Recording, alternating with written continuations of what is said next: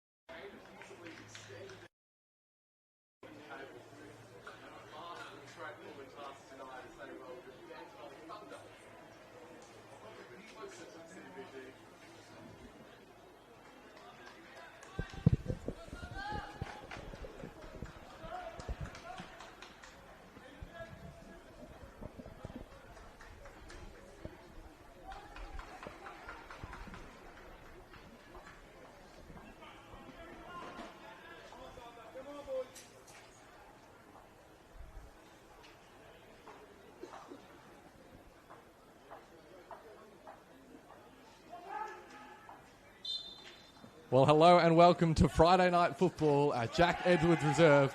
Oakleigh Cannons and Dandenong Thunder going head-to-head as the top-of-the-table Cannons in the Senol NPL Men's Victoria, looking to make it 5 consecutive league wins as they welcome a Dandenong Thunder team who have seen an uptick in their form over the last month or so, hoping to continue at that today, or this evening rather, at one of the toughest away venues in the state. My name is Oscar Rutherford, here with you tonight alongside Demir Kulash. And Demir, a really interesting game we have in prospect. As mentioned, Dandy Thunder, they've had a little bit of an improvement in their form over the past few weeks. It started to be more difficult to beat, but the Cannons, they've really kicked into gear over the last month or so.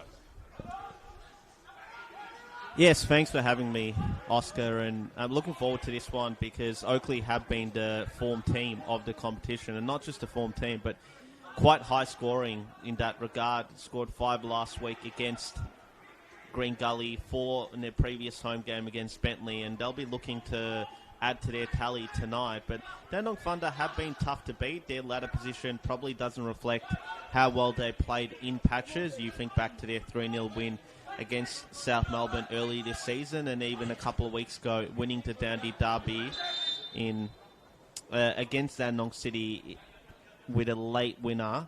I think they're looking to take on some of the good form that they've had lately, bring it into this game and hopefully get a result. There is an early injury concern in this game, just 90 seconds or so played. So we will see if that's anything too serious, and just as we have the brief pause in the game, we will update you on both teams' match day squads. For the Cannons, they come in with an unchanged 11 off the back of last week's crushing 5-0 win against Green Gully. Chris Taylor evidently happy with his team's recent performances. There's just the one change to the match day squad as well, with Brandon Giaccarini making way for Joseph Ford on the bench. Meanwhile, for Dandenong Thunder, they too originally named an unchanged starting 11, but there has been a late withdrawal. Latman Yek, one of the more prolific attackers for the Thunder early in this campaign, a late out of the matchday squad, which sees Jack Morton come into the starting 11, as well as a couple of changes on the bench, with Merzin Mehmeti making his first matchday appearance in over a month alongside Dante Avian. Just running through those two starting 11s for you. For the Cannons, Thomas Manos is in goal. Number 2, Brody Boyce. 3, Connor Hampson. 4, Jordan Hall. 8 is Cam McGill. 10, Joe Guest. 11 is Adem Duradovic. 14, Kingsley Sinclair. 15, Campbell Strong. 19, Labib. And 23 is Liston Diaz. Whilst for Dandenong Thunder, in goal is Andrew Withers. Number 3, Daniel Alessi. 4, Sevdim Ismaili. Number 6, Jack Morton. 8, George Mells. Number 9, of course, the former Cannon Wade Decker. Number 11, Ali Suleimani. 12 is Jay Romanovsky. You see that ball sent up forward. Number 14 is Hassan Jallo. Early opportunity perhaps for the home team. Number 14, Hassan Jallo. 15, Parker Williams. And 24, Ben Gibber. Yeah, if you're Thunder, you're hoping that it's only a quite inconsequential knock for Wade Decker. Definitely a player who can do some damage, particularly if he is playing against his old team, where he enjoyed quite a fruitful spell here at the Cannons. Did include a bit of trophy success as well, part of that all-conquering 2022 team that beat South Melbourne 5-0 in the grand final, while also reaching the semi-finals of the Australia Cup. Yeah, Decker joining Oakleigh Cannons all the way back in 2018. It's almost a decade ago now. This is an early look in on goal here for Liston Diaz, but the offside flag will bring an end to that attack. Wade Decker now in his 3rd season in Dandenong Thunder colours, and hoping to haunt one of his former sides this evening. It's, of course, a big night of football in Senol NPL Men's Victoria competition. Number of games around the grounds that we'll be sure to keep you updated on. Of course, the headline event, Heidelberg United and South Melbourne going head-to-head up at the Village.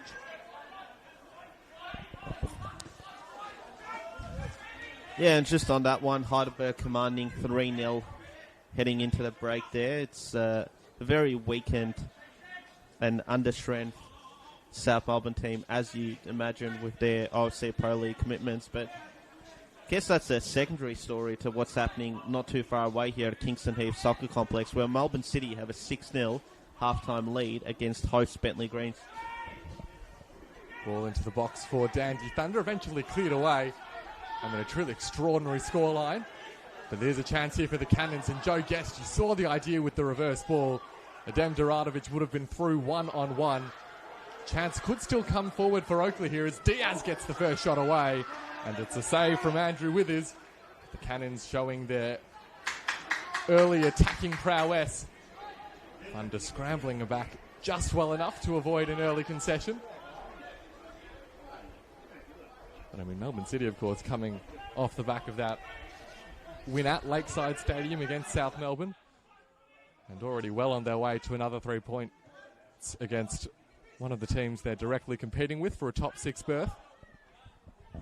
Yeah, I think that was Sevdim Ismaili for Dandenong Thunder with quite an interception when Joe Guest looked to play through Adam Duradovic, the man in form who would have been through one-on-one on goal had it not been for Ismaili getting in between, reading that play really well and potentially saving his team from going down early on. You know, what a season it's been for the man who just saw touch the ball there, Adem Duradovic. 9 goals to his name in the top flight of Victorian football this campaign.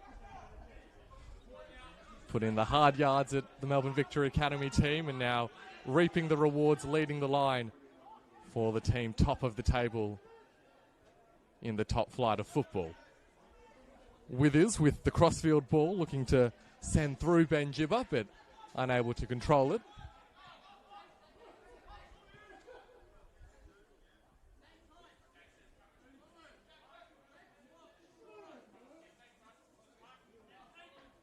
Had Duradovic gotten through one-on-one, you would have just about put your house on him scoring. It's been the primary contributor to a Cannons attack, which is the most efficient in the league this season, or the most prolific, leading the goal-scoring charts. And if you're opposition defences, it doesn't get any easier when you consider the man who's returning to full fitness for the Cannons in Joe Knowles. Saw him come off the bench last week against Green Gully, having spent the better part of the last 12 months nursing an ACL injury, and he's sure once he gets back to form, he will be one of the league's best forwards, as he was back in 2022, prior to that move firstly to the A-League, and then another professional opportunity that he had in India. Yeah, Joe Knowles is on the bench again tonight for Oakleigh, so you'd imagine we'll see him at some point in the second half.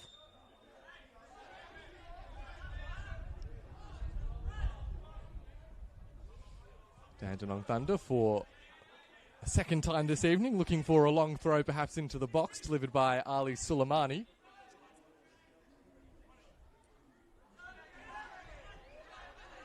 Well, Demir, that one I don't think will be making his highlight reel.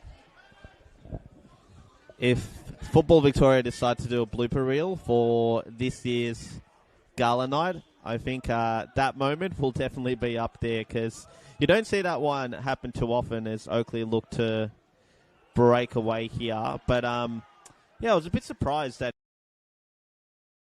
he kicked it afterwards, because he did have a teammate who was doing his best to chase it down and potentially save Thunder from conceding an indirect free kick, but alas.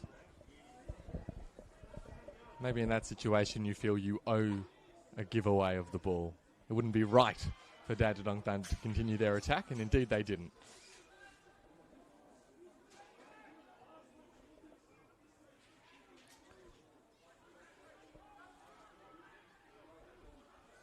This one of the classic clashes in NPL Victoria, Oakleigh Cannons and Dandenong Thunder. It's a fairly even overall head-to-head. Both teams have had their fair share of victories. Chance here for Campbell Strong on the turn. Uses Connor Hampson. Makes some space on his right, and that's how he shoots, but that one's a straightforward save for Andrew Withers. Well, good thing that one didn't trouble Withers, because had Thunder conceded there, I don't think they would have been too happy. I know we're standing calling this game from the other side of the pitch, but it's a clear foul throw in the lead-up by Labib Labib. Ball into the box is a good one. Adem Duradovic got his head to it. And you hear the cry of anguish as he's unable to position his body effectively and direct his effort on target. It was a great ball into the area by Connor Hampson, who, continues to be one of the league's best attacking defenders, whether he's playing as a left back or as a left centre back. He's a threat at set pieces, and he also is capable of delivering quality balls like that. Duradovic just couldn't get his body right, as you mentioned, Oscar, but I'm sure that won't be the first opportunity that he has tonight. Withers goes the direct approach, but Jordan Hall did enough to get it into the path of Diaz. Now the long ball over the top towards Joe Guest. Manufactures a bit of space for himself. Strong uses Hampson.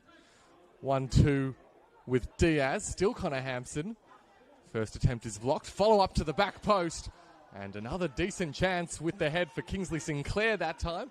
But once again, Dandenong Thunder escape. Yeah, once again, that man again, Connor Hampson, with a quality delivery across goal.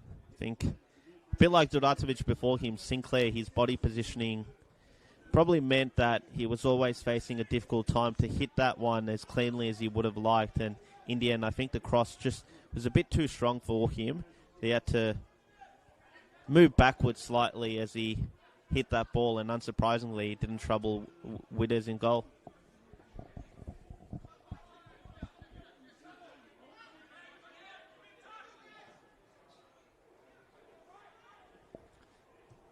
Thunder looking for the patient build-up. Combinations between Ismaili, Alessi and Withers. And in the end, the long ball forward will be mopped up by the Cannons' defence.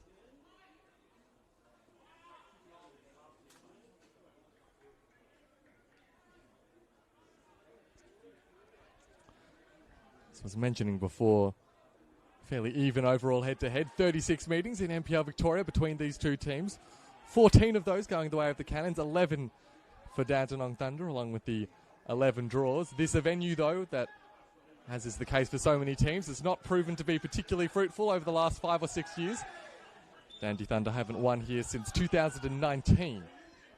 So hoping to buck that little bit of history this evening. Right now, though, it is the Cannons in control.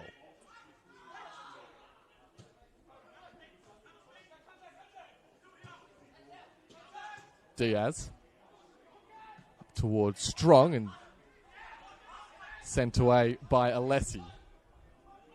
Chance for the ball forward sent by Mells. Forced to be a little bit patient is Romanovsky.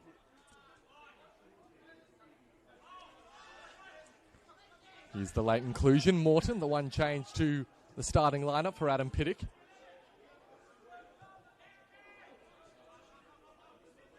Now starting to see those more familiar patterns of play from the visitors. I think a few minutes before kickoff, Oscar, you, I, and the cameraman, Nathan Sack, were having a discussion as to how surprised we were with the meagre crowd. But it's good to see that as the game's gone on, that we've seen a lot of late arrivals, a lot perhaps coming across from the 23s game, which wrapped up at 8:30. Does tend to be the case that, you get a bit concerned here a few times this season that, it looks like it's going to be quite a small crowd, but it definitely does build up as the game goes on. And ultimately, I think, it's Oakleigh have one of the best stadiums in the competition now with this new grandstand, the Zapara's Lawyers grandstand. And, it's be great if they can make good use of it and bring in big crowds here regularly on a Friday night, particularly with such sorry,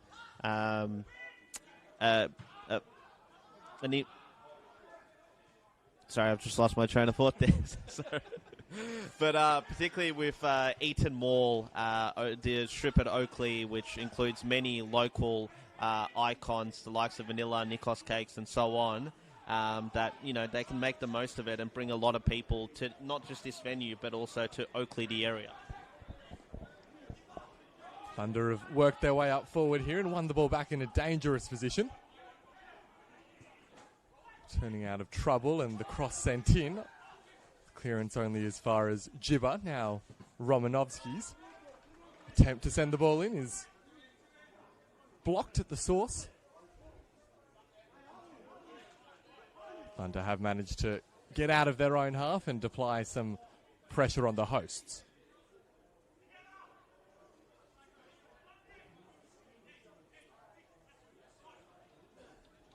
And a chance at redemption for Ali Suleimani with this long throw.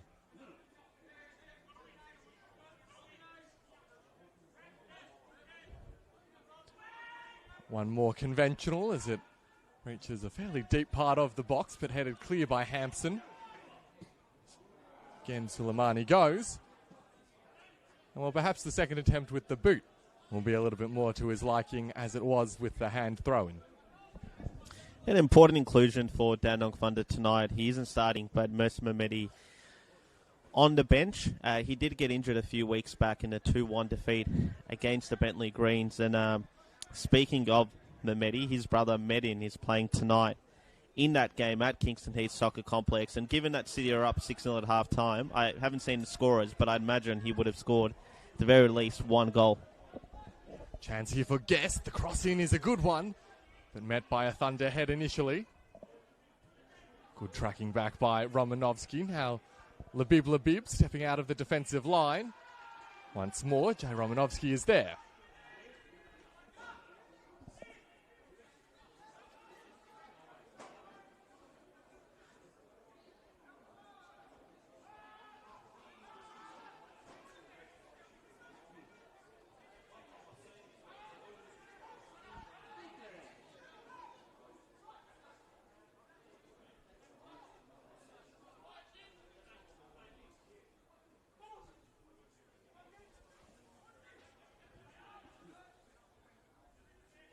And looking around the grounds with the game at Olympic Village at half-time, Heidelberg 3-0 up, as you mentioned, Amir, against a youthful South Melbourne team. Does, of course, create a big opportunity for Oakleigh Cannons to move 3 points clear on top of the league if they were to win this evening.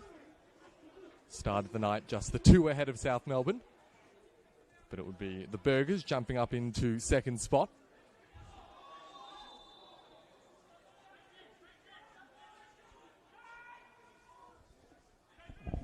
Yeah, and you'd hope with this game that it doesn't end up being as one-sided as those aforementioned 2 games have been. Also in action tonight at halftime, St Albans Dynamo 0, Green Gully 0. So a more positive result so far for Andy Vargas' men after a difficult start to his tenure coaching his former club with 4 and 5-0 losses in the opening 2 weeks of his tenure, both at home against 2 of the best teams in the league in Preston and Oakleigh, who, haven't found it quite as easy tonight so far, but with the attacking power and quality defined by Joe Guest, you'd imagine that be very surprised if Thunder are able to keep Oakleigh at bay, but they'd be fancying themselves as well. Jallo, Decker, and Suleimani as well has been a goal-scoring threat in the past, so I'm sure we will get a goal here tonight.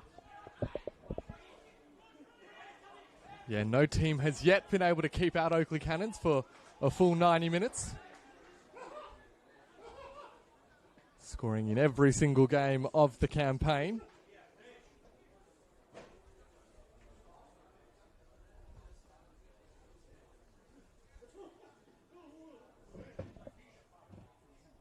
And there is a set-piece opportunity here for the Cannons, which Joe Guest will take from this near corner flag, and what appears to be a very light, misty shower out on the pitch. Guest delivers deep, does find a teammate's header, but into the gloves of Withers.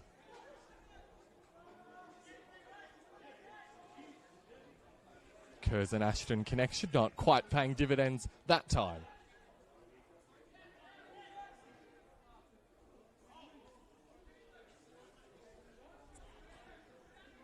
Well, this is a pattern we're perhaps expected to see for large portions of tonight. Dandy Thunder, the distinct style of play that we've seen for a number of years under Adam Pittock, first at Port Melbourne and now in the southeast. Withers very nearly coughing up the ball to Liston Diaz. Eventually the trigger is pulled and there's fairly clear hold of the jumper from Jordan Hall, but referee unsighted.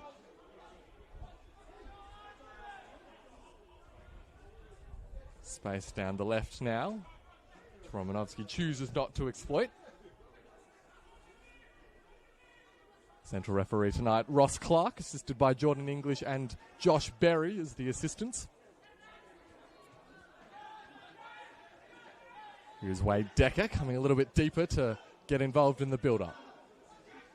Morton uses Gibber, who tricks his way past Hampson, a good touch as well. And referee not convinced there was any contact. And despite Ben Gibber's protestations, Campbell Strong walks away happy with his effort. I was a bit surprised not to see a free kick called there, but Ross Clark was quite a bit closer than I was, and what I think he's suggesting happened there is that, yes, there was a challenge by Strong, but Gibber jumped over it and there was no contact made between the two. It's a corner opportunity at the other end now. This one to be delivered by Mells. Plenty of tall timber to aim for the Thunder. This one's a flat delivery though, right into the heart of the box. Follow-up attempt towards goal, and the offside flag does go up. So that little clash between Manos and Hassan Jalo, immaterial in the end. Yeah, Manos coming off the back of 3 clean sheets. I don't think he'd had a clean sheet in his opening 8 games, but he hasn't been beaten since the Hume City game a few weeks ago, and he was a big signing for Oakleigh Cannons over this off-season. Avondale's all-conquering 2023 championship-winning team. Ball sent forward by Cam McGilp. Diaz uses Guest. Now Duratovic on the turn. Opts to spread it towards Sinclair. Maybe wasn't expecting to go as wide as it did. And Thunder take advantage of it to get it clear. Decker now. Inside to Mells. Turns into a little bit of space and an opportunity down the left flank here for Dandenong Thunder. And belatedly, the referee's whistle does go, so a chance for a Dandenong Thunder set piece. As you mentioned to me, despite Oakleigh's, of course, prolific scoring record, they've also got a very good defensive wrap up to this point as well. Just 13 goals conceded in their first 11 games, only Preston Lions conceding fewer coming into this weekend. But despite that fact, as you alluded to, just the one home clean sheet, that last game here against Bentley Greens. And they were able to keep their opponents at bay for the full 90.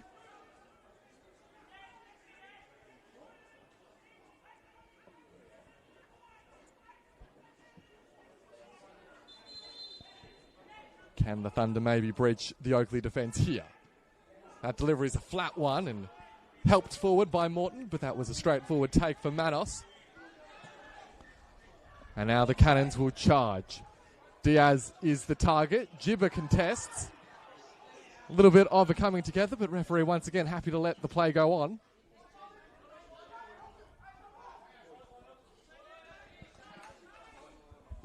Yeah, I didn't think there was anything in that. I think Diaz just fell on his own accord, lost his balance. It's probably closer to a free kick for the defence there, given Gibber's head and Diaz's foot were quite close to making contact there. But Diaz has had an excellent season so far. He's been one of the main beneficiaries of Knowles being out, because he's been able to establish a starting spot for himself and hasn't looked back since. Diaz's cross inside. Once more, the Dandenong Thunder defence is well positioned. Ball cleared as far as Labib. Quick exchange with McGilp. And now Guest. Thunder numbers win out. Romanovsky slipping as he looked to get it upfield, and the ball did roll just out of play as well. Update score from Churchill Reserve, and St Albans Dynamo have taken a 1-0 lead in the 48th minute against Green Gully. So a bit of commentator's curse there, potentially, for Green Gully, who would have been quite happy to go into the break at 0-0. Here's a clever exchange. Labib charging into the box. Some half-hearted appeals for a penalty. But Labib springs back to his feet and will return to his defensive position. There is, not for the first time tonight, a Dandenong Thunder player who's remained down behind play. So some more potential headaches for Adam Piddick. The sliding defensive effort just seemingly leaving the player worse for wear.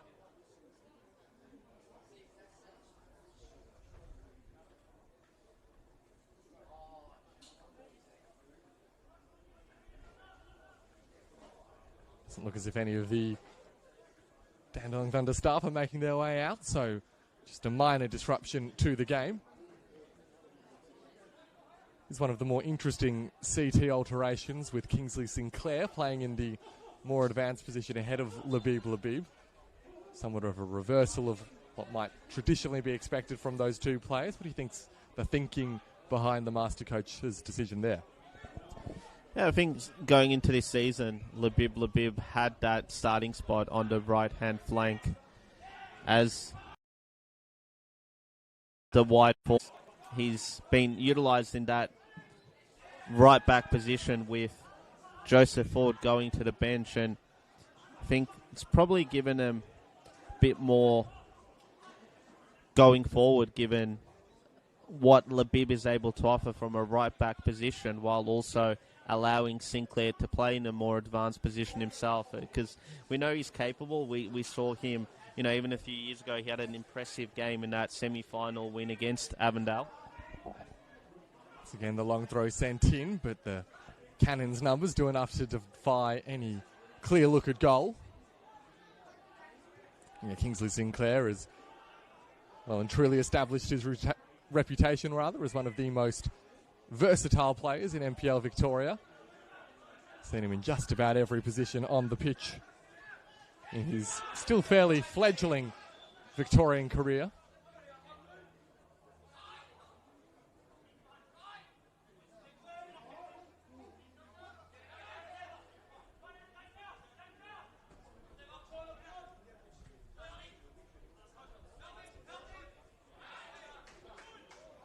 Wrestle there between Suleimani and Hampson, and it's the Oakleigh man who gets the better of it.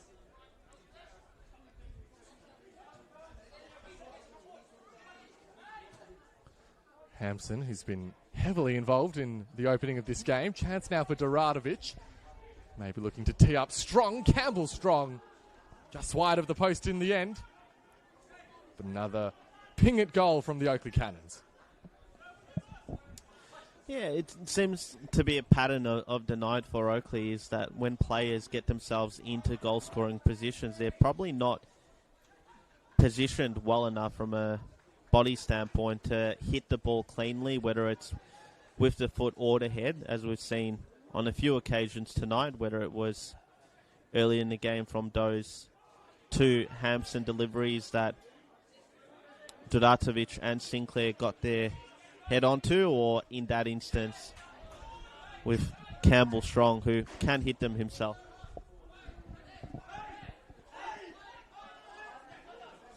Throw taken short here by Gibber to Jallo. Now McGilp, only as far as Ismaili.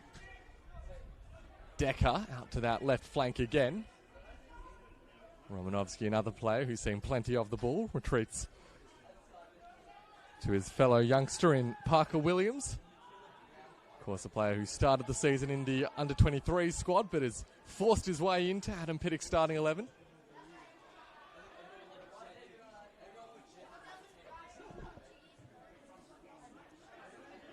Ball forward up towards Doradovic again. And almost a bit of miscommunication, but eventually the Thunder backline works it out between themselves. Yeah, from memory, I think Parker Williams was coming back from injury. He missed the opening month or so of the season and ultimately made his debut for Thunder off the bench against Bentley Greens a month ago. And he's an important acquisition for Adam Piddick's men as Sheba looks to make an attack down here on the right. Has the supporting run being made by Morton. Cannon's defenders work it out between themselves. Now Diaz looking to put on the afterburners to get past Ismaili, whose sliding effort wasn't enough to stop the run. Initial clearance from Alessi, follow-up shot sent in by Liston Diaz, but yet again, it's a comfortable save for Withers. Yeah, poor decision there from Diaz because he had both Guest and Duratovic in close proximity who were calling to receive the ball, and as Thunder looked to counter on the break, they just found that Oakleigh had too many numbers back and ultimately not enough forward from their end to be able to trouble the Cannons. Should clarify as well, Parker Williams nominally listed as part of the under-23s squad at the beginning of the campaign. Here's Benjiba though. Make his way down the right flank. It was well corralled by Strong. He sends it behind for a Thunder corner. A game which, well, it's not a great surprise to see set pieces playing such a significant role.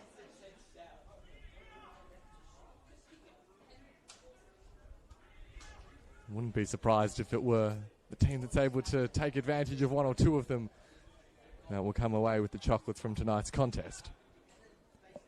Suleimani to deliver again.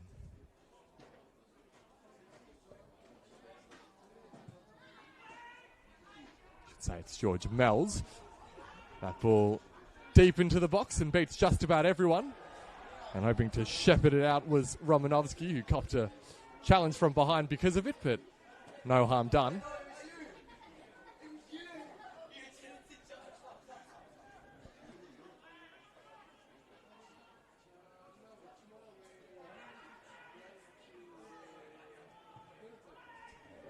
Well, once again into the penalty area, headed away by Hampson.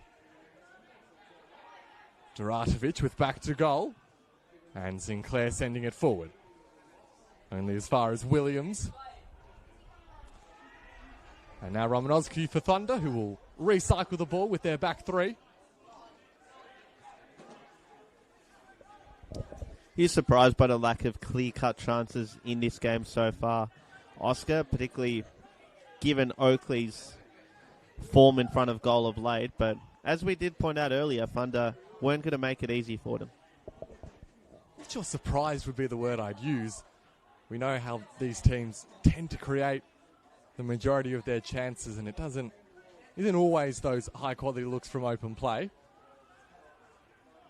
The Cannons often peppering opposition with crosses into the box and shots from range. And of course, they've got the quality that if you give them enough of those looks, they will eventually score. But both teams have done really well to stop the transitions where you'd imagine they'd otherwise each look the most likely to score. Here's Campbell Strong on the edge of the area. Unable to work his way past Morton, and Dandenong Thunder benefit from the whistle of our central referee, Ross Clark.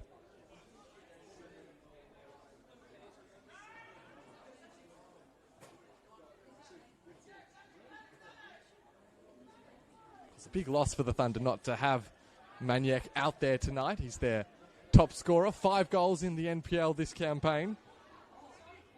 The next best out there is Hassan Jallo, who's only got 2. So needing to find some less regular routes to goal this evening. Suleimani and Jiba exchange. Cross into the box, there is Hassan Jallo.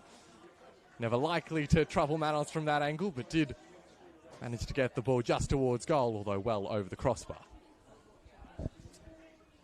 Yeah, I think Maniac so far this season has been Thunder's standout performer. If you were to do a team this season on the basis of the opening 11 rounds, he'd probably be the only Thunder player who'd be in contention to have a spot in that team, given the inconsistency of results that they've had, but conversely, how impactful he's been for them, and probably would have fancied it. We'll stick with play for a minute. Guest. As the supporting run from Hampson crosses it himself and headed behind for another Cannons corner. Yeah, probably would have wanted to face off tonight against a player that I'm sure he's played against on a few occasions back home in WA in Labib, but wasn't to be. And hopefully, if it is an injury, which we suspected was, that it's nothing too serious, because the Thunder really need him. For now, though, the Thunder have some defending to do as Kingsley Sinclair prepares to deliver this corner right into the heart of the box. But as has been the case far too often from a Cannons perspective, it's clearly a Thunder head that gets the ball away. Guest. And to poke it forward towards Diaz. Decker looking to launch the counter, but doesn't get too far. Boyce took a little bit of a tumble as Guest was making his way forward. Chance here now for the visitors. Gibber. Run made by Romanovsky. Liston Diaz tracking back with him. Did well not to give away a foul. And instead, we'll see yet another corner. I think every corner that the Thunder have had has been from this near side or this camera side. Like the Cannons, they still haven't looked particularly likely to score from one.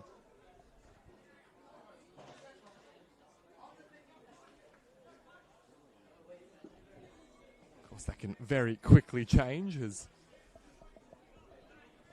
we ready the next delivery. Numbers at the far post generally. Now starting to make their moves. Again, it's a flat delivery, and again, it's cleared away by the first defender. That one a fairly clear-cut foul, so Ben Gibber will regain possession for Dandenong Thunder. I don't often see centre-backs taking corner kicks, but Parker Williams proving to be an exception there, and must admit, having spent a bit of time with Parker at Mel Victory last season, never took a corner, so I had to do a double check there to just make sure that it was him and not, Jay Romanovsky or someone who has similar hair to him who actually took that one.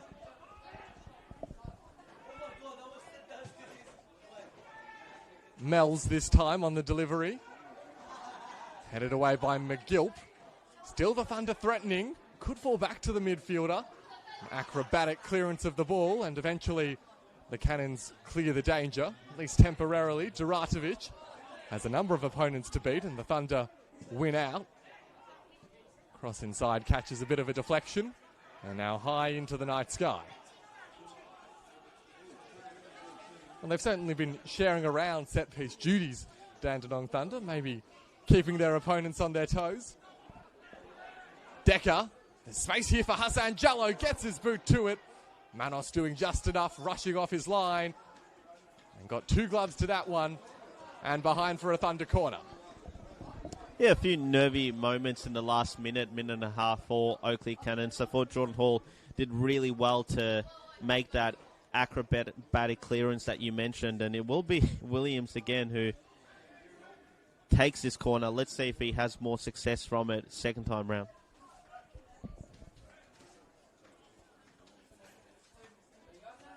Parker Williams, the 20-year-old, this time a little bit deeper.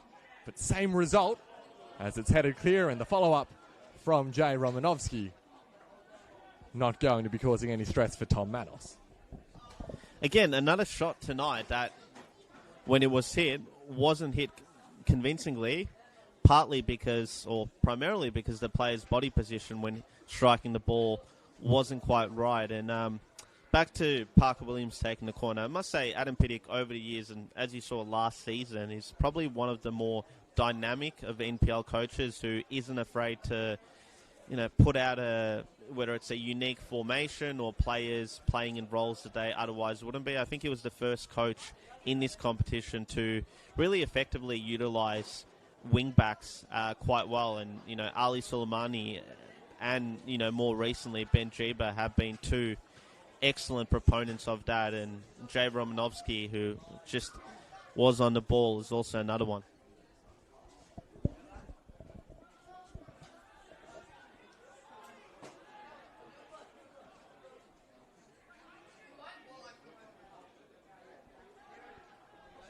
Piddick, the long-time former Port Melbourne coach. Things not going so swimmingly for the Sharkies just at the moment. Down in the second tier of Victorian football and at the foot of the ladder. Well, think if there's any Bentley Greens fans watching the stream of their game, they would have turned it off by now, because Melbourne City have made it 7-0. And we're only halfway through the second half there. Heidelberg United have extended their lead, and they're up 4-0 against South Melbourne. Cannons with the direct approach. This one falls to Diaz. Just lost his footing at the crucial moment. Challenge comes in from Hall, but into the path of Decker. Was hoping for the return ball from Ben Jipper. Instead, the more conservative route is pursued. Preston Lions have also taken a 1-0 lead in the 19th minute in their later kick-off clash against Dandenong City, a fixture that kicked off 15 minutes after this one.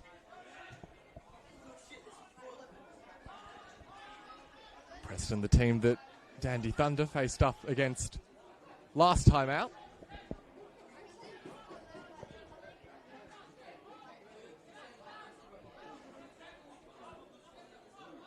The Lions squeezing out a 1-0 win against Dandenong.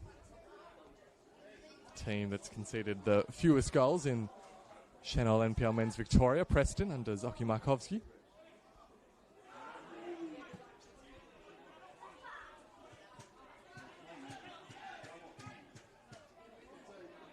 Mells just hits it in hopes. Asks a bit of Decker, who makes some contact with Tom Manos. And referee happy to bail out the Oakleigh goalkeeper. And then interesting attendee just walked past in front of us here.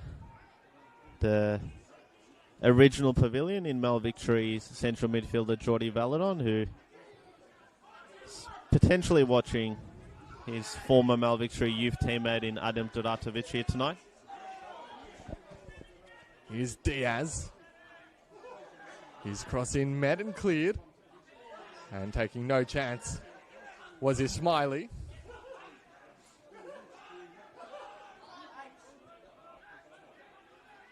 Labib for Oakleigh.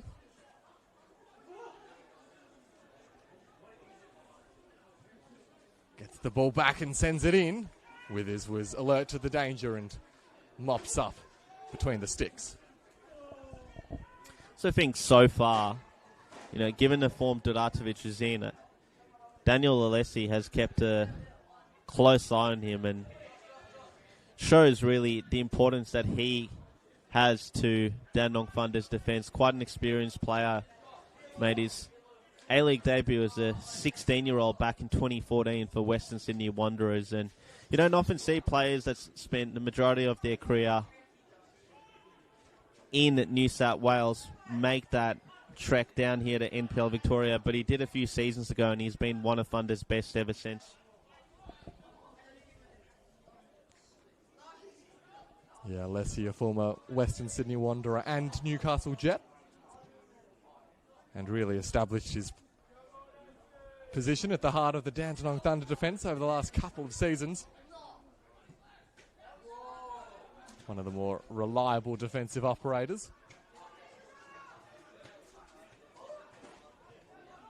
Into the final 30 seconds now of the first 45.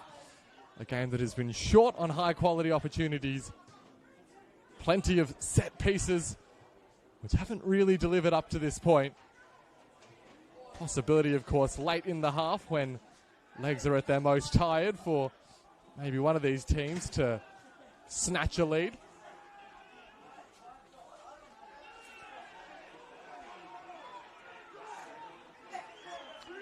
Plenty of consternation on that far side as to which way the ball was going. The decision ultimately made for the Cannons to take the throw in, and Joe Guest unable to make the most of it as we head into 2 minutes of first half stoppage time.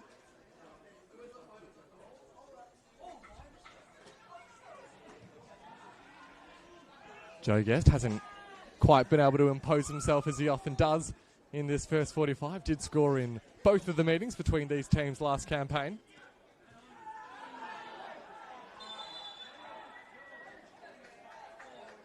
Sevdim Ismaili doing his bit to curb Joe Guest's influence again as he commits the foul. And it does mean that for perhaps the final time in this first half, set piece opportunity which Joe Guest will take as the Cannons look to grab a lead just before the break.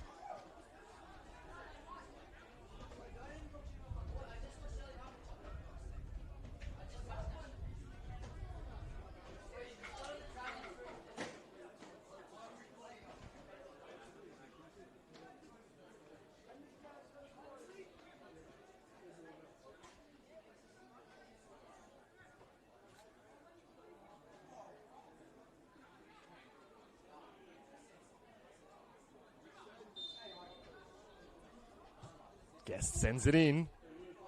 Has some depth on it. Headed away.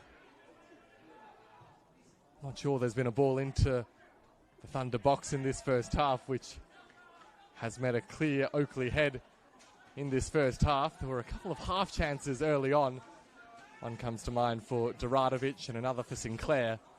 But those difficult opportunities and really the vast majority of deliveries met first by Dandenong Thunder headers. We saw there again.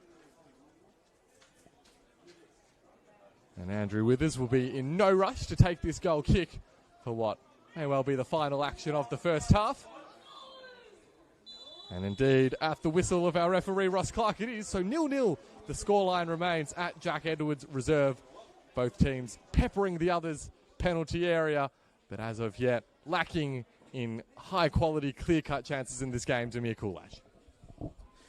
Yeah, I've been impressed with just how organised Dandenong Thunder has been and the effect that they've had in neutralising the attacking threat of Oakleigh. You think to the fact that, you know, the likes of Duratovic, Guest, Diaz, they're all in good form. They've all scored 5 or more goals so far this season. I believe it's 19 goals between them. And, yeah, they've been immensely impressive in ensuring that they've been kept at bay. But from an Oakleigh standpoint, we know they can play better.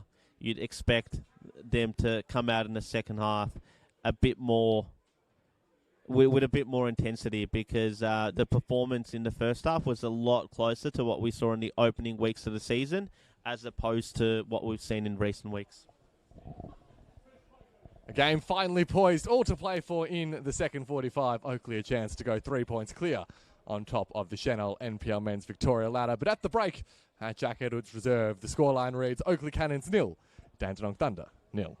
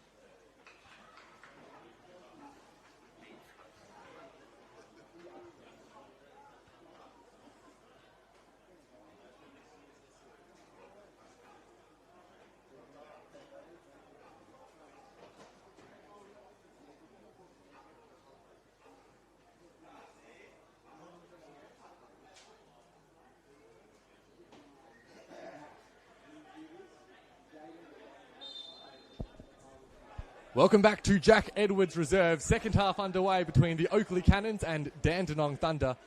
0-0 the score at the break. As the Cannons make the initial foray forward, Joe Guest with the cross along the deck and into the hand of goalkeeper Andrew Withers.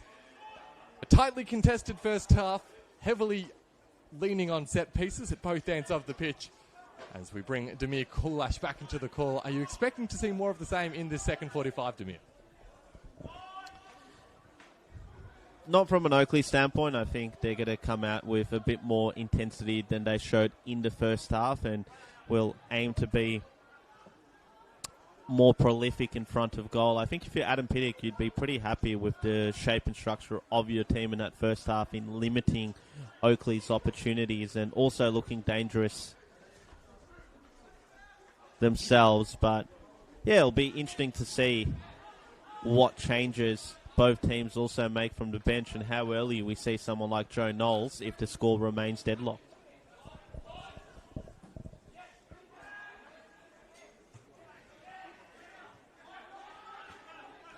Certainly some attacking reinforcements available to both coaches on the bench. As Demir mentioned, Joe Knowles alongside Joseph Ford and Mark Patheriotis, all at Chris Taylor's disposal, as well as James Georgiou and Jacob Travis.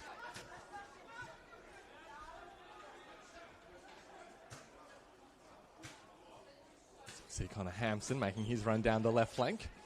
Exchange with Guest.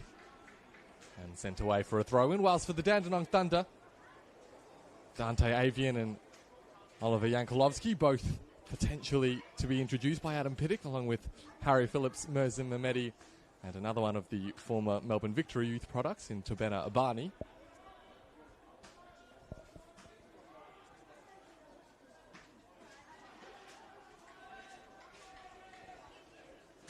Ball locked in at that far corner flag.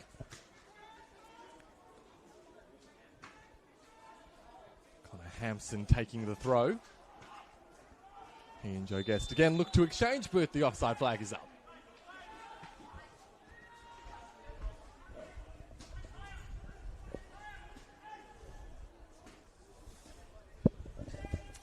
I know we saw Wade Decker down in the early minutes of that first half, but I didn't see anything from the remainder of the half that suggested he was impeded, and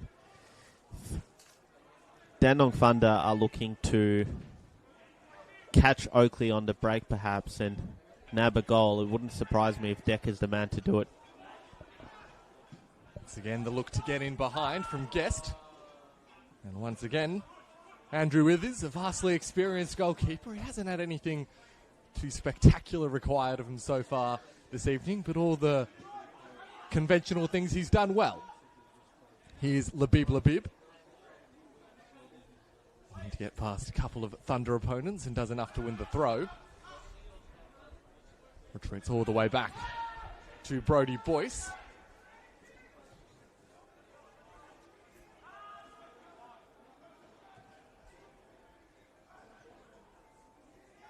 Forward up towards Duratovic. Met by Ismaili and behind for a corner. Interestingly, started tonight with a 12-point gap between these two teams. Despite that fact, Dandenong Thunder, they've conceded just the one goal more than Oakleigh Cannons. So the defensive side of the game has been by far the strongest point of Adam Pittock's team's performances so far this season. That defence once again being tested by a handful of early corners. That one sent in and headed away once more. Nothing really presenting by way of a counter-attacking opportunity, though. I feel like Dandenong Thunder would maybe like to be threatening a little bit more with those kinds of opportunities. Labib now. Uses Diaz and now McGilp. Over the top towards Liston Diaz. Fires the shot towards Withers. And does just enough, the goalkeeper. Brings the ball to his chest very nearly. The power on the shot from Liston Diaz enough to lead to the opening goal, but Andrew Withers scrambling back in time. Yeah, probably Oakleigh's best chance this evening, and Diaz quite opportunistic. Caught Witters out perhaps. Wasn't the sharpest of saves, but he did well to redeem himself and ensured that he was there to deny Duratovic from getting meaningful contact onto it and having the ball cross the line. Ben Gibber does just enough as Mells looks to send Decker away. Jordan Hall, though, getting back. Another one of the players with A-League experience. Former Melbourne City man. Now Tom Manos has a bit of a press to deal with. Sends the ball upfield.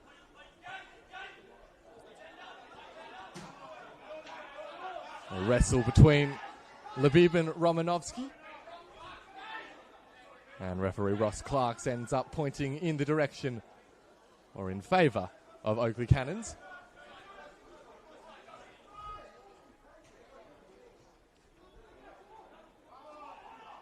Duratovic showing for the ball. Now Strong spreads it to Hampson.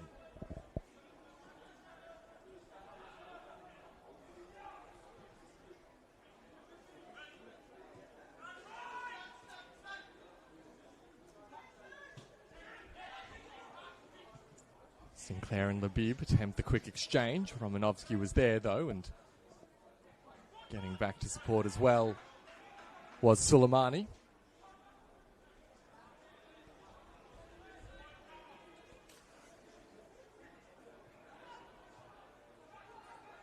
It's a clever little pass through as the cross in towards the penalty area. It is just ahead of Kingsley Sinclair. So the Cannons very much picking up where they left off, you'd say, for the larger part of that first half, with their visitors pinned back in their own defensive third. Still, though, just lacking a little bit of quality in the final third with the delivery. I think almost every Oakleigh Cannons game you do have a Joe Guest moment. Sometimes, or often, it leads to a goal, an assist, a meaningful contribution, and we haven't had that so far, and it wouldn't surprise me if we do have it in the second half. I know Duratovic is the man in form, but Guest is the one who makes defences panic most, and he's been, I think, well kept out of the game so far, but you can never count him out. And the two-time gold medalist Joe Guest, well marshalled by really the whole Dandenong Thunder team, but Mells and Morton, the closest to him by way of vicinity. Here's Duratovic. This time plays the role of the crosser, and it's a brilliant defensive header as well, because Kingsley Sinclair was arriving at the far post and ready to nod it in. It's an exceptional defensive header. I think it's Jay Romanovsky, the player who headed it away, because had he not done that, I think Kingsley Sinclair would have netted tonight's opener. Yeah, Romanovsky, he's been doing it at both ends of the pitch. And that a vital defensive contribution.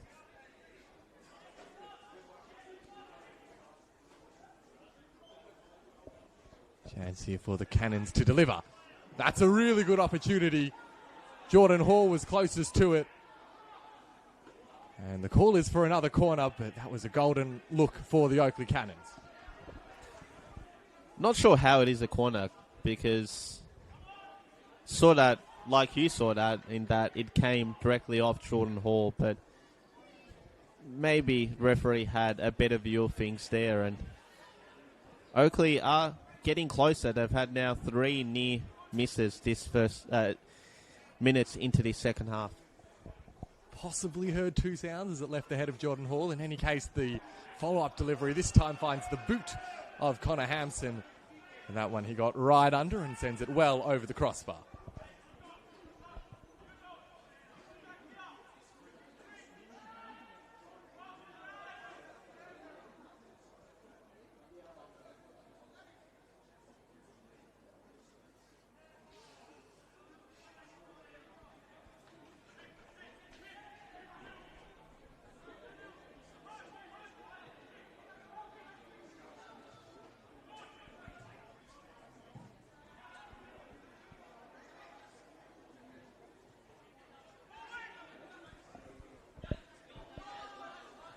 Sent wide there by Brodie Boyce, but no one able to get onto the end of it.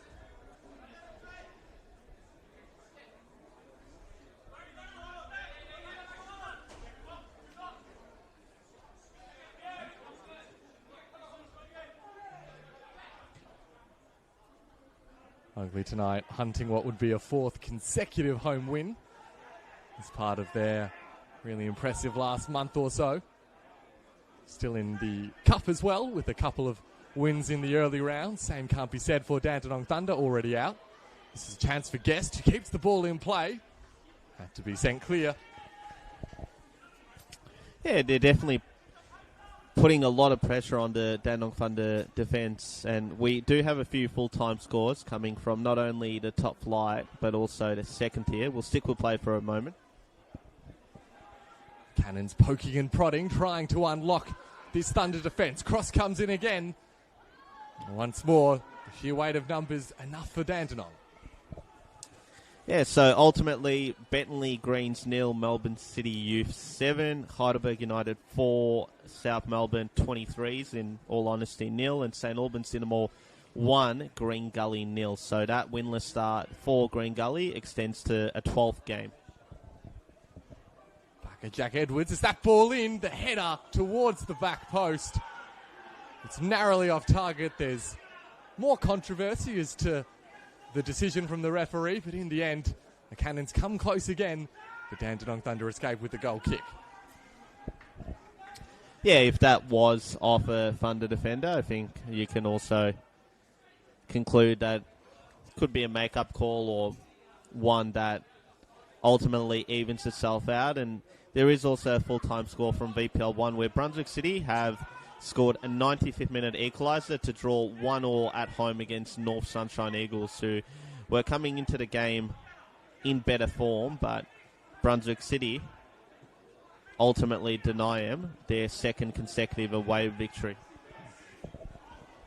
Well, the Thunder do succeed that time in playing out past the Oakleigh Cannons press. Chance here for Ben Jeeber as he sends it wide to Decker. Quick exchange. Jallo is in the box. And in the end, nothing to come of it. So some frustration for the Dandenong Thunder. They're defending staunchly, but really struggling to create anything of note in the Oakleigh Cannons half. Goal scoring has been their main drawback in this campaign so far, Dandenong Thunder. So 13 goals scored from their 11 games. They're not the only team around that part of the NPL Victoria ladder who aren't finding the back of the net often enough. But for the Thunder, and if you take out their 2 best games, the 3-0 win against South Melbourne and the 4-2 against Altona Magic, just another 6 goals from the other 9 games. Does look as if we will be seeing the first use of the bench this evening. And the late inclusion, Jack Morton, is being withdrawn and replaced by the former Melbourne Victory man, Tobena Abani.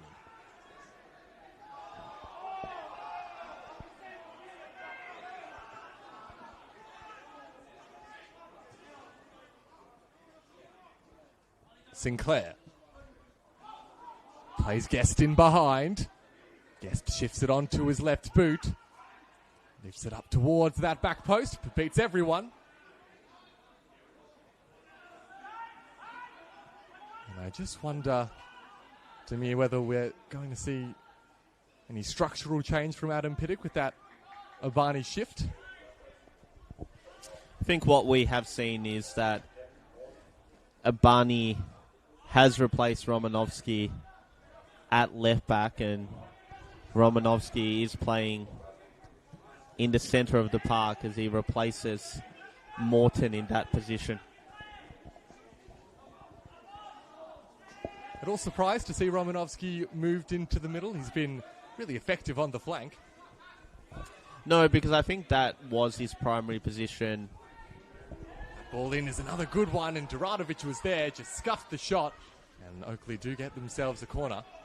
Yeah, just to finish that point, Oscar, I believe Jay Romanovsky, when he did first emerge at Port Melbourne Sharks, was a central/attacking midfielder who is extremely versatile and has been able to be deployed at fullback or wingback and do a pretty solid job at it. Another look in as the cross is delivered towards the near post. Guest following up. And out to claim was Withers. Chance here for the Thunder to surge numbers forward. Speaking of the man, Romanovsky, quick exchange with Jallo. And now Abani.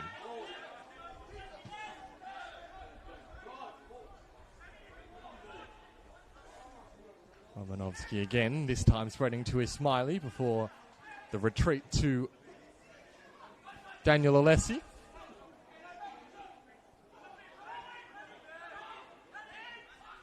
That initial forward from Abani doesn't quite go to plan, and possibility here for the Cannons to hit on the counter. That was a really well-timed challenge, though, sent in by Parker Williams.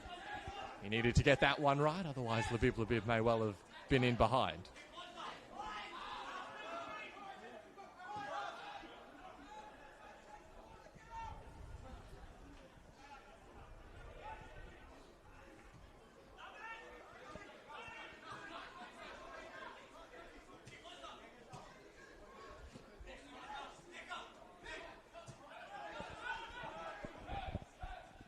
Mells. Cross to Romanovsky and back to Ismaili again. Inviting the Oakleigh Cannons press once more. Withers waits till the final moment. And the defensive header from Labib. And with that, we will see a second change in quick succession for Dandenong Thunder as Parker Williams will make way. And his place taken by Mirza Mehmeti. Gave him a bit of a rap before the game, Demir.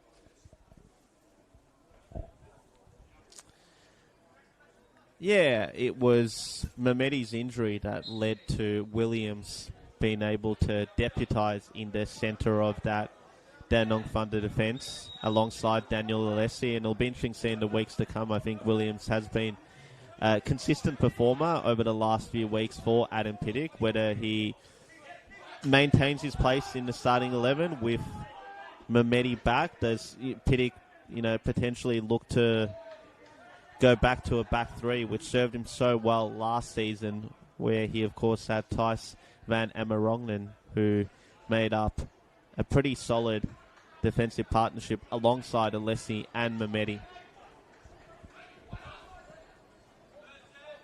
Yeah, Mirza Mehmeti now 25 years of age.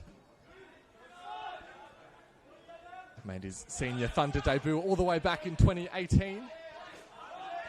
So a long-term contributor for the team from George Andrews Reserve.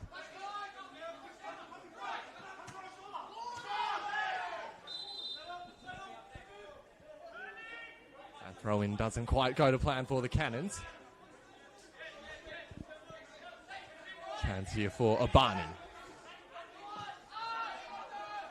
Uses Suleimani shot and the first real look here for Mirza Mehmeti. See what he can do with his left-booted balls forward.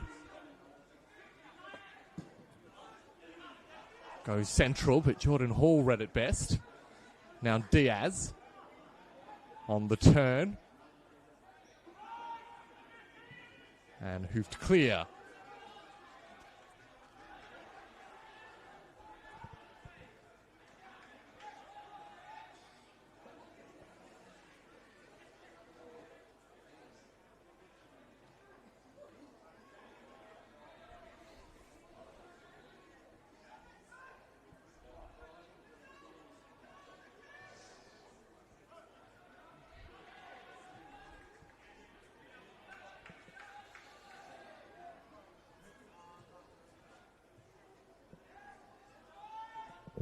Here's Diaz.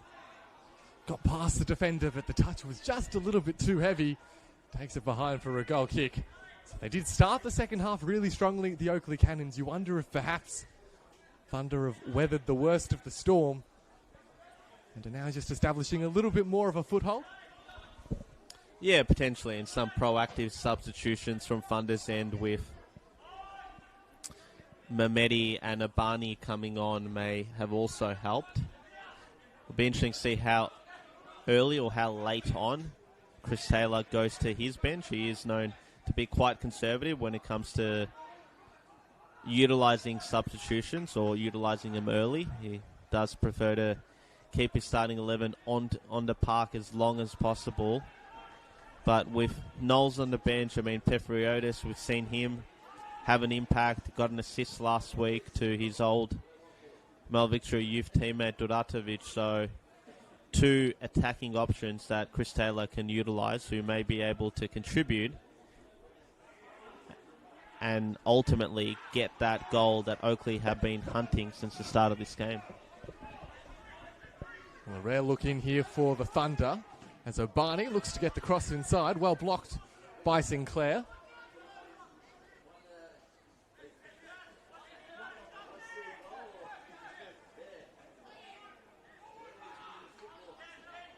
Just those fresh legs down the left flank, proving to be a more potent outlet for Dandenong Thunder at the moment.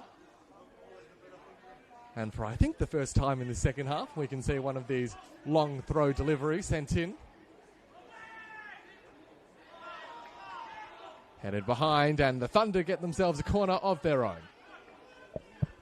Not quite Mikola or Josh Dennett, but Thunder won't care if they're able to get something from this set piece. Both teams have struggled to bring their best form when it comes to their set piece opportunities, but I wonder if George Mells can change things here.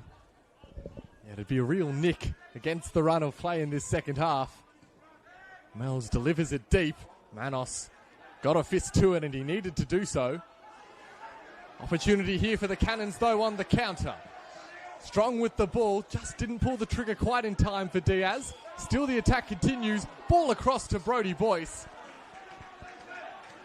Well, an unlikely player to be furthest forward and making that run, but the ball to him just too close to Andrew Withers, who did well to read the danger and cut it out. But perhaps a sign that this game may be heading towards a slightly more open conclusion. Yeah, ultimately Diaz didn't make the right choice there. Not only was the quality of the ball to Boyce not good enough, but he also did have Joe Guest to his right, and I do wonder whether that would have been the better option, especially given how well Guest is able to pin a ball.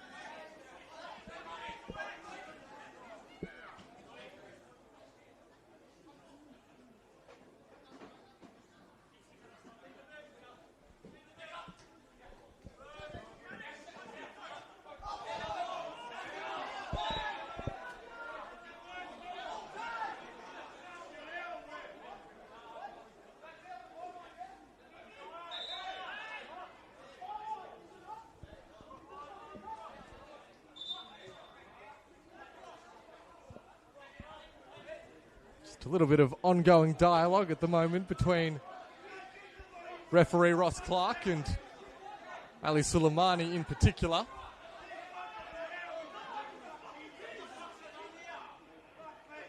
Disagreement as to where play was restarted from. In any case, Dandy Thunder will get another crack at it with a throw in just on the halfway line. And as that ball goes out of play, next substitution will be able to be made. And from the looks of things, it's a first for the Cannons, the end of the night for Cam McGilp. And excitingly for any neutral as well as Cannons fans, Joe Knowles is introduced for the final 20 or so minutes. So we see referee Ross Clark having a few words with Ali Suleimani as Knowles comes onto the park, and I think it'll take him a few weeks to find his feet, but if he can find his best form or come close to it, it's going to be a massive inclusion for an Oakleigh team who have been firing enough as it is already, with Knowles out there as well and Salmon to come back in. They're definitely going to be a handful. I mean, they've got players on their bench that will be starters at pretty much most, if not all, clubs in this competition. That's how strong their depth is going forward. Yeah, another test for the Dandenong Thunder defence, which has passed just about every examination they've faced so far in this game. Never easy when, after an arduous first 70 minutes, you're then facing the prospect of Joe Knowles running at you for the final 20. Throw and win here for the Thunder on that far side.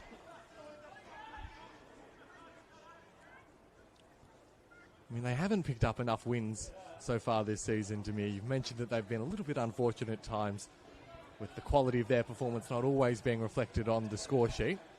You'd imagine that if you offered Adam Piddock a draw at the start of tonight, he would have happily taken it.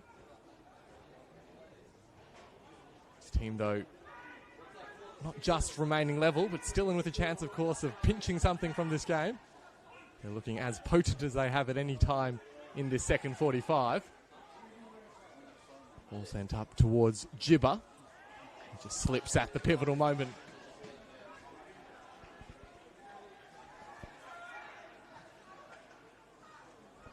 I think they've also been a bit unlucky. Maniac not playing tonight. They haven't had the services of Courtney Perkins for a number of weeks as well. And they've had a few more injuries that have stretched their depth. But ultimately, I think they'll be looking to come into form in the next few weeks as we see the ball went out over there. Duratovic was unable to keep it in.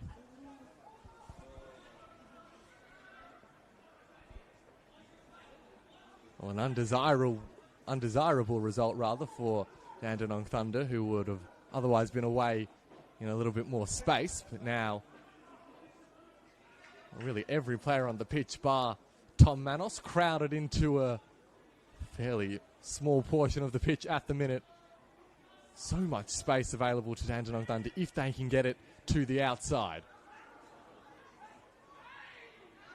Suleimani sends it up towards Decker. Stepping out of defence was Boyce. Now Gibber hoping to skip around Sinclair.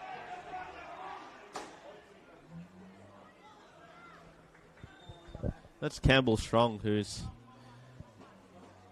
down now for Oakleigh and having just made a substitution which saw their other central midfielder, Cam McGill, come off. I do wonder if the Oakleigh bench is potentially concerned here about losing their other starting central midfielder. It looks like Sinclair's gone into deputised alongside Strong. They do have James Georgiou on the bench. Hall, not for the first time, with the overhead clearance.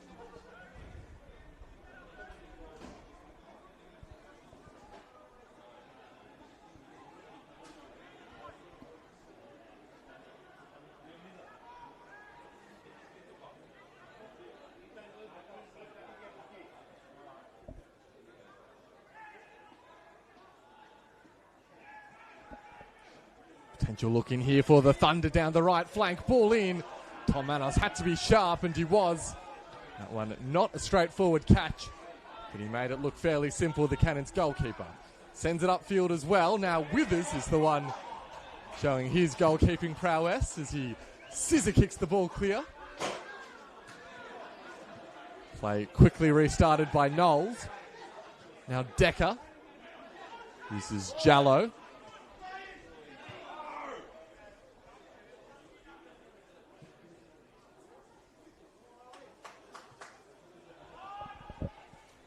Yeah, Withers coming out like he's prime Manuel Neuer there.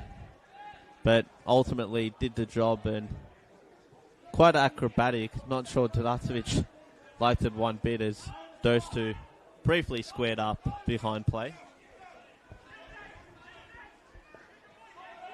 Don't think I've ever seen Manuel Neuer's hamstrings move like that. That's Andrew Withers' specialty.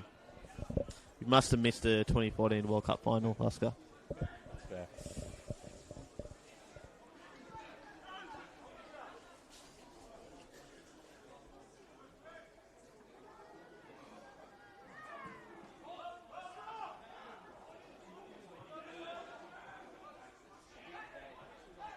Guest. Overlapping run comes from Hampson. Hampson down the left. Initial cross is blocked. And some contact there right near the corner flag. It ends in a cannon's throw, which is quickly taken.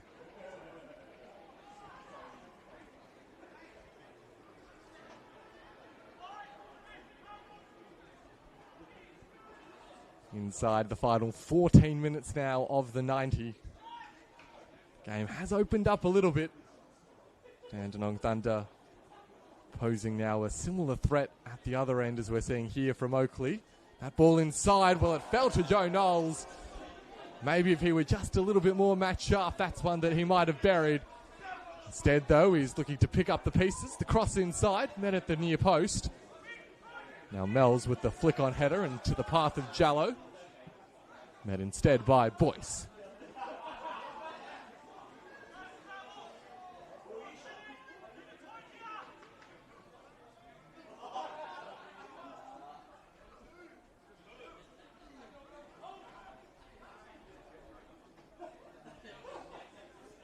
Knowles trying to work his way clear of Abani and plays it off the defender.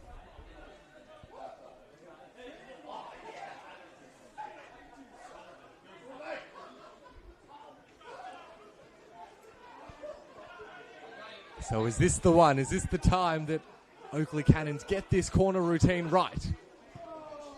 Sent in. Headed away. Daniel Alessi again.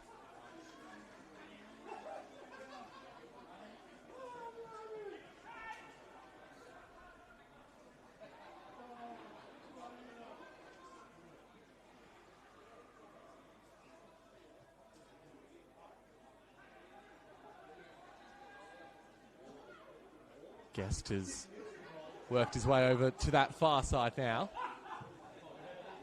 That delivery has too much juice in it and rolls out for a Dandenong Thunder throw.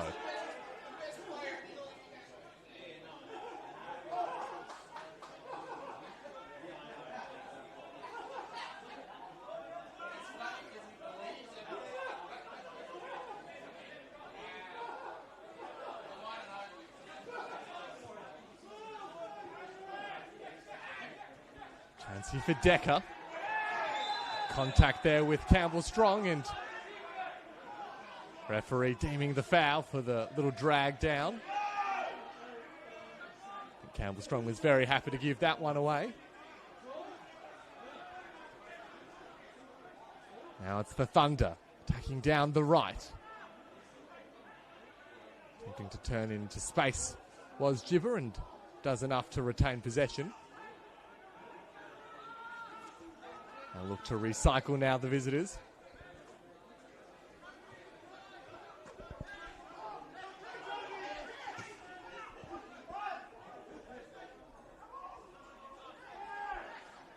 That was nicely done by Decker. Had about 3 to beat and just about pulled it off. Eventually, though, Oakleigh come away with the ball. Knowles could have been through. Alessi, though, composed as ever. Now Mehmeti towards Abani, and it gets past Labib, so that could open up the chance. The sliding challenge comes in from Brodie Boyce and did enough to play it off his opponent as well. Yeah, Labib just misread it there, but luckily for Oakleigh, Brodie Boyce came up with the clearance, which ricocheted off a Barney and leads to an Oakleigh throw. I must say, 80 minutes gone, and would have had quite long odds that this game would be the only one in the top flight tonight that remains scoreless and has the potential to finish at 0-0, given just how well Oakleigh had been playing and how many goals they'd been scoring. Long range attempt doesn't get far. Mells unable to pull the trigger, and Guest just forced to go for distance. It is the last game that the Cannons will be playing here at Jack Edwards for quite a while. Their next 4 fixtures on the road. First coming up in midweek, a trip to Churchill Reserve to take on St Albans Dynamo before next Friday night they're back in league action against the other Dandenong team, Dandy City. And then away games against Preston and Altona to close out the month. So wanting to make the most of the home advantage, which they've done to such great effect over the last 5-6 years. But as we head well inside the final 10 minutes of the 90, they're still hunting that opening goal. Labib looking to launch the latest counter-attack. Ball to the opposite flank, finds Hampson.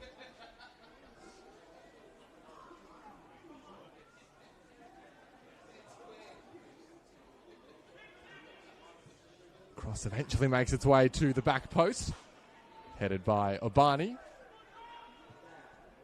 Hall looking for Diaz, could fall to Guest. Joe Guest has Knowles in space on the right. That's where he goes. Knowles along the deck. No one was home in the middle of the box.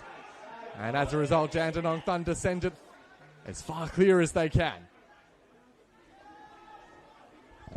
Yeah, I don't know which specific Dandenong Thunder defender it was, but there was an important deflection taking the ball away from goal as Knowles drove it across goal. Would have probably been close to the path of Adem Duratovic had it not been for that. Very nearly Joe Guest finding the magic to slide it to Adem Duratovic. Just too much power on the pass, though. It'll be a nervy end to this game at both ends of the pitch. Neither team looking totally secure. Dandenong Thunder, their next game also happens to be against St Albans Dynamo. That'll be in the league next Saturday back at George Andrews Reserve before they too head on the road for another couple of weeks. First to Casey Fields to take on Melbourne City, and then rounding out the month with a game at Olympic Village.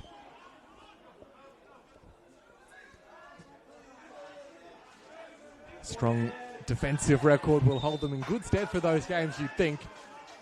But how they'd love to take a point away from Jack Edwards Reserve tonight.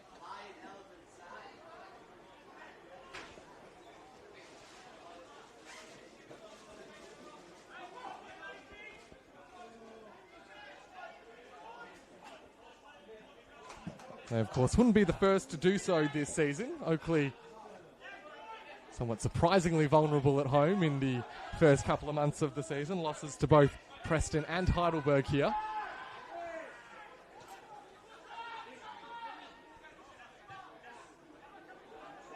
Mells goes cross-field towards Gibber. Sets a task for Decker. Does well to keep the ball in play. Unable to get there to the scraps. Still, Oakleigh only made that one change with Knowles coming on. 0-0. Do wonder if Pefriotis or is Iaccherini the other...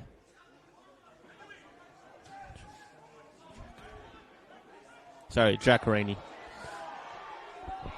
Through behind on goal was Adem Duratovic. The offside flag was up, so it wouldn't have mattered anyway. Subs for Oakleigh Cannons still as yet unused. Jacob Tratt, Mark Petheriodis, James Georgiou and Joseph Ford. Yeah, Ford's the other one. Of course, 2 defensive subs there in Tratt and Ford, but you could also bring Ford on at right back and deploy Labib in a more advanced attacking position. Do wonder if that's something Chris Taylor does end up doing in the final few minutes of this game. We've got 5 to go plus stoppage time.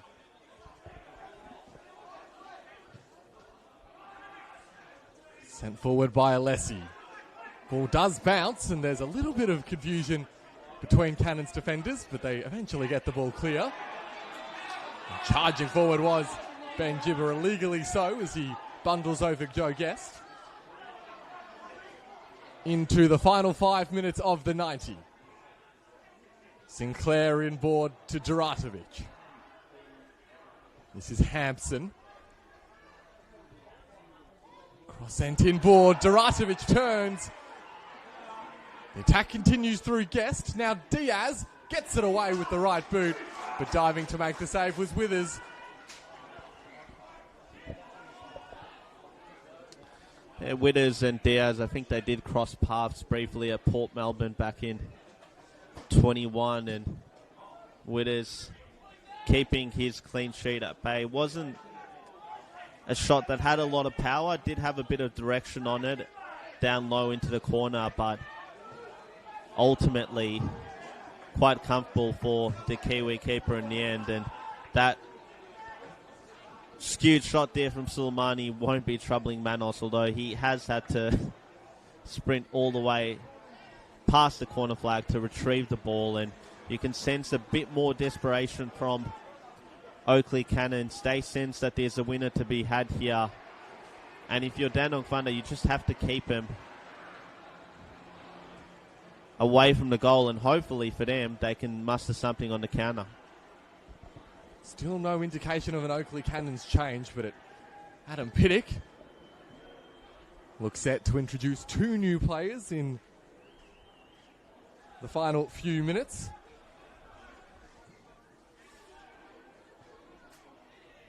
Certainly got what he wanted, you'd think, out of his substitutes in this game. They've helped just stem the flow of Oakleigh Cannons attacks in the second half.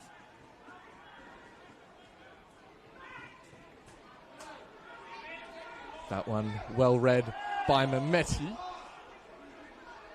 The attack doesn't go far though for the Thunder. Now Duratovic for Oakleigh.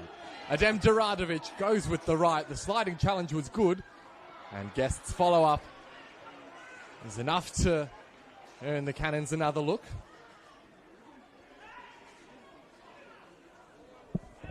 Yeah, good defending there from Ismaili to divert that ball away for a corner. I think he's had pretty good evening at right back there for Thunder. Been one of their more consistent defensive performers across 88 minutes so far. Cannons delivery again. Misses the head of Hall. The follow-up nearly falling to a teammate.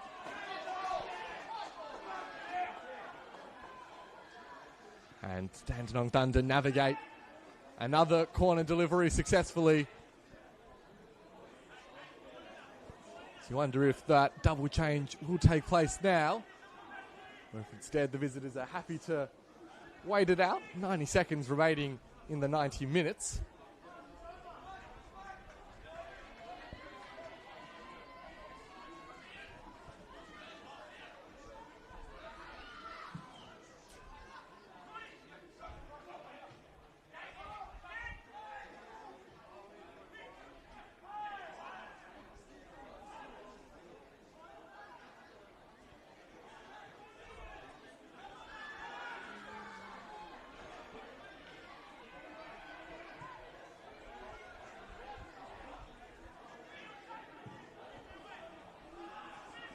Well, seeing more of this, the long balls, the direct approach. Both teams showing their urgency. Romanovsky now for the Thunder. Make his way down the right flank and uses the support of Gibber. Sitters going to the feet of Decker. Did so eventually. And the thud of the advertising board. Clear to hear for everyone, but nothing coming of it, thankfully, for all players involved. Cross inside is a good one, just over the head of both Jallo and Dabani. A really good look for the Thunder. In the 90th minute of play, another cross sent in. This could fall to the feet of Mehmeti, and does. Still going Mehmeti. Labib, well-timed challenge. Mells.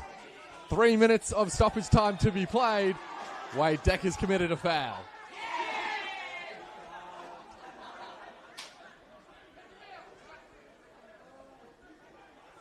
No substitutions now coming in. Dante Avian and Harry Phillips, the two players who will play out the final couple of minutes for Dandenong Thunder. Wade Decker and Hassan Jallo withdrawn. So their night, well, they get a little bit of an early mark, but, well, chance for the latest of impacts to be made by one of the substitutions. And changes for, at least a change coming in for Oakleigh Cannons as Mark Patheriotis replaces Liston Diaz. So both coaches making their final move, you'd imagine, as we enter the final couple of minutes of action. Maybe time for one more good look for one of these teams. Both defences will be straining themselves to retain maximum concentration. Just a couple more tacks to navigate. Once more, the Cannons in the penalty area towards the back post. Joe Knowles unable to get there. Yeah, we played half of the 3 minutes that were allotted for stoppage time. I do wonder with those changes for both teams whether we'll get an extra 30 to 60 seconds. But that's all up to the discretion of the referee now. You'd imagine that either team, more likely Oakleigh, will have one more opportunity at it. That one off the head of Dante Avian, former Langwarrin man.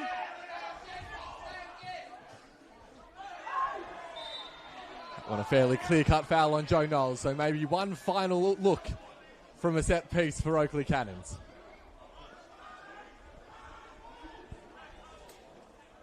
Joe Guest, the man to deliver. Is this that Joe Guest moment? Well, it might be his final chance. It probably is. All hands on deck defensively for Dandenong Thunder. Guest with the delivery. It's got some nice shape on it towards the back post, and Oakleigh have done it. Surely the final attack of the game, and Joe Knowles has won it for the Cannons.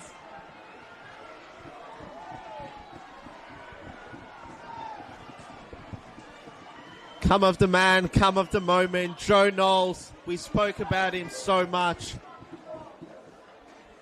that he was the potential difference maker for the Cannons off the bench, and it's proven to be the case. A fantastic delivery into the back post by Joe Guest, and that dynamic duo that was so lethal for Oakleigh Cannons back in the 22 season has gotten their first goal contributions together, or goal involvements together, and I'm sure it'll be the first of many as we go into the second half of the season. Well, it's heartbreak for Dandenong Thunder. 93 minutes they navigated.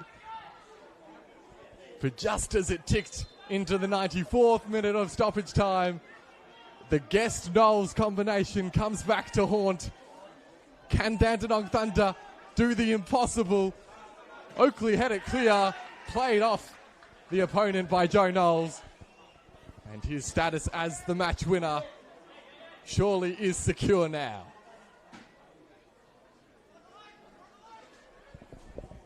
It's unfortunate. Hard luck for Dandenong Thunder, who I think defended so well throughout the course of the 90 and would be bitterly disappointed to come away here with nothing if that is the case.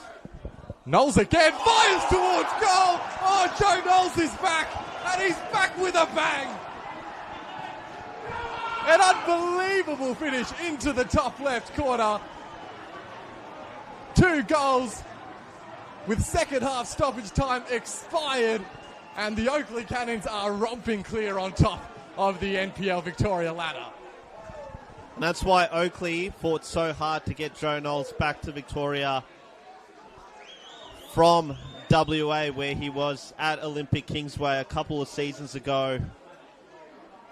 Not many players in this competition can do something like that, create something out of nothing, Oscar. But Joe Knowles, be very surprised if he doesn't end up winning gold of the week. Just how impressive that finish was.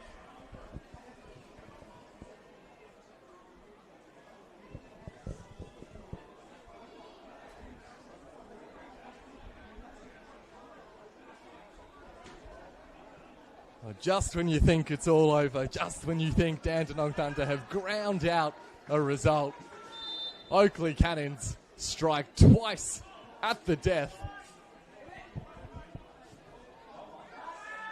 They will be going 3 points clear on top of the Senol NPL Victoria men's ladder.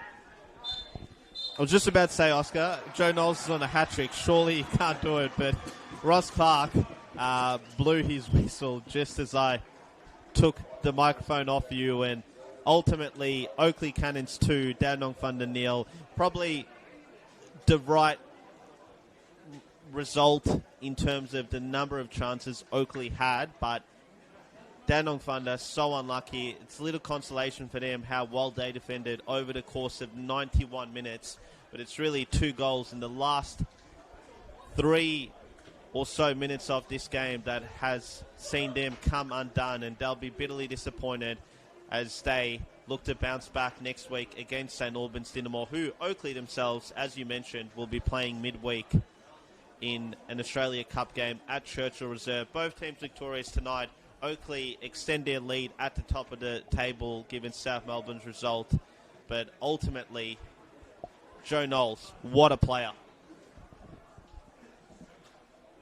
Well, Chris Taylor is not known for being a prolific user of substitutions, but he is known for overseeing the Guest-Knowles partnership, which has paid dividends again here tonight.